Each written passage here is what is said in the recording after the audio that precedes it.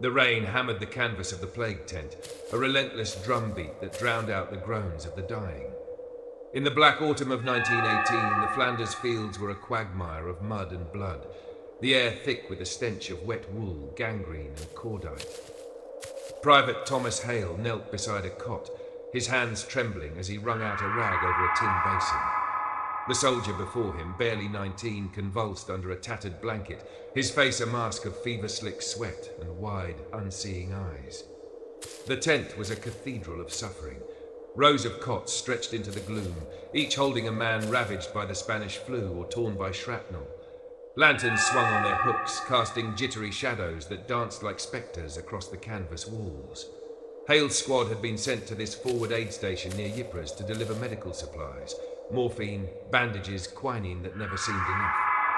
They'd marched through the night, boots sinking into the churned earth, past craters filled with oily water and the twisted remains of men and horses.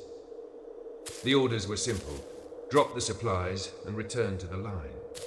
But the storm had trapped them here, in this cursed place where the living seemed closer to the dead than the world beyond. Hale glanced at his mates, Corporal Davies, wiry and sharp-eyed, whittling a stick by the tent's entrance, Private Connolly, muttering prayers over his rosary, and Sergeant Morrow, staring into the rain as if it held answers to questions none of them dared ask. The first unease came with the wind. It howled through the skeletal trees, carrying a sound that wasn't thunder or artillery, a low, guttural moan like a voice trapped in the earth. Hale froze, the rag dripping in his hand. Connolly's prayers faltered. Davies' knife paused mid-cut. Morrow turned, his face pale under the brim of his helmet. "You hear that?" he whispered, his voice barely audible over the rain. "Wind," Davies said, but his eyes betrayed him, darting toward the tent flaps. The moan came again, louder, curling through the air like a summons. Hale's stomach twisted. He'd heard stories from the old hands, tales of the Flanders dead, men who didn't stay buried, who wandered the battlefields at night, their eyes hollow and their voices calling for the living to join them.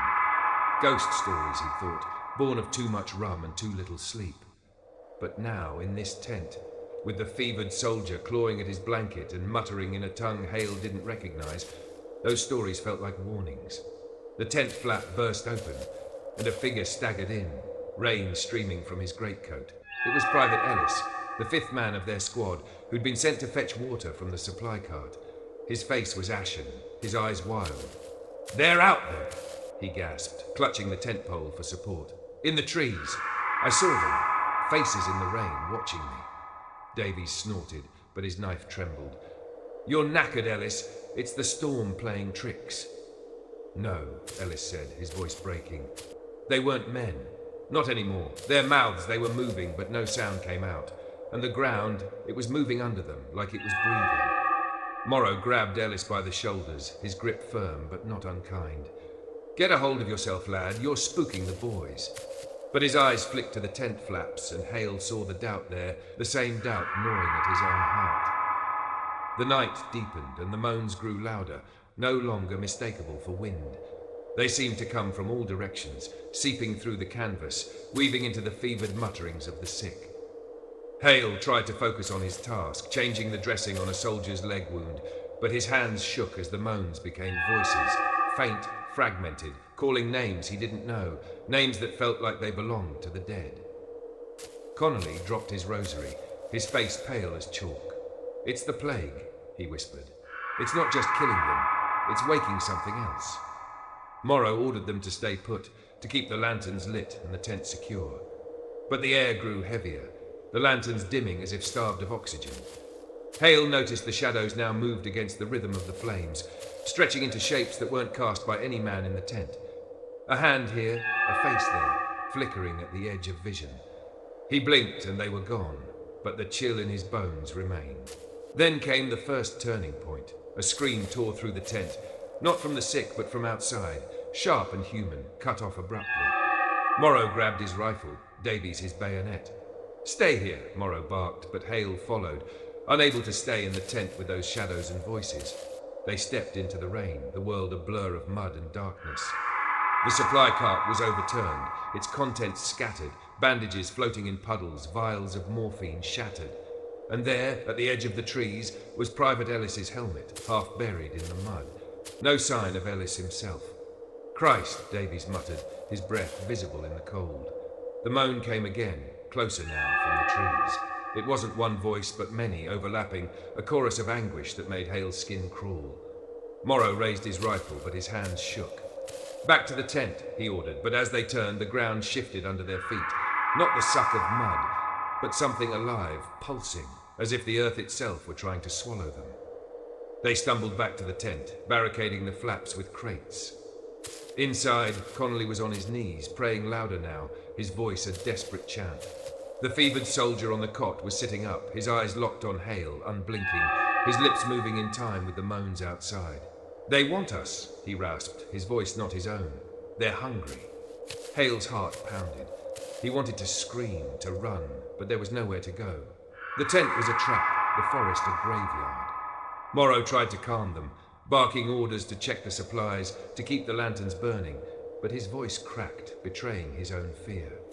The moans grew into a wail, a sound that clawed at the mind, and the shadows on the canvas became figures, tall, thin, with hollow eyes and outstretched hands, pressing against the tent as if testing its strength. The second turning point came when Davies snapped. He'd been pacing, muttering about the stories his grandfather told, of the Flanders dead who rose when the earth was soaked with too much blood. "We're on cursed ground," he shouted, grabbing his rifle. "We have to get out now." Before Morrow could stop him, Davies tore open the tent flaps, and ran into the night. A moment later, his scream echoed, then silence. The wail outside stopped, replaced by a suffocating quiet that was worse than the noise. Hale's hands were numb, his breath shallow. He looked at the fevered soldier, who was now smiling, a grotesque, knowing smile that didn't belong on a dying man's face. "They're coming for you next," the soldier whispered, and Hale saw it then. The man's shadow on the canvas wasn't his own. It was too tall, too thin, with arms that stretched beyond the cot. Morrow grabbed Hale and Connolly, pulling them to the center of the tent. "We stay together," he said, his voice low but firm. "We keep the light on and we wait for dawn." But the lanterns were failing, their flames guttering as if choked by an unseen hand. The air grew thick with the smell of blood and something else, something old, like damp earth and decay. The canvas walls began to sag as if pressed by a weight from all sides. The climax came without warning. The tent flaps tore open, not by wind but by hands, pale, skeletal hands that reached through the gap, their fingers black with rot. The fevered soldier laughed, a sound that wasn't human, and the other sick men began to rise from their cots, their movements jerky, their eyes empty.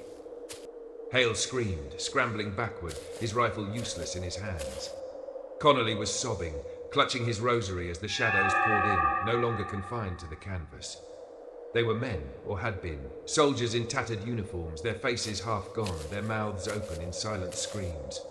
Morrow fired his rifle, the shots deafening in the confined space, but the figures didn't fall. They moved closer, their hands reaching, their voices now a whisper in Hale's mind. "Join us, the earth is hungry." Hale swung his rifle like a club, knocking one figure back, but its touch was ice, burning through his glove. Connolly was dragged into the dark, his prayers cut off by a gurgle. Morrow stood his ground, shouting for Hale to run, but there was nowhere to go. The tent was collapsing, the canvas ripping as the figures pressed in, their bodies merging with the shadows until the world was nothing but darkness and cold. Hale didn't know how he survived. When the dawn broke, grey and weak through the storm, he was alone, sprawled in the mud outside the ruined tent. The rain had stopped, leaving a silence so deep it hurt his ears. The cots were empty, the lanterns shattered. His squad was gone. Morrow, Connolly, Davies, Ellis all vanished, as if the earth had swallowed them. The fevered soldier's cot held only a blood-stained blanket, and in the mud beside it, Hale found a single letter, unopened, addressed to a woman in London. Its edges were singed, as if touched by fire. He staggered to his feet, his breath ragged, and looked toward the trees. They stood silent, their branches like skeletal hands against the sky. The air was still, but Hale felt it, a pulse in the ground, faint but alive, as if the earth were waiting. He turned and walked toward the distant rumble of artillery, the letter clutched in his hand, its weight heavier than his rifle. Behind him, the plague tent sagged in the mud, its canvas stained with shadows that didn't move with the light. As he walked, the wind stirred, carrying a faint moan, a whisper of names he didn't know but would never forget. The Flanders fields were silent, but they were not empty. And Hale knew, with a certainty that chilled his soul, that he would carry their voices with him until the earth called him back.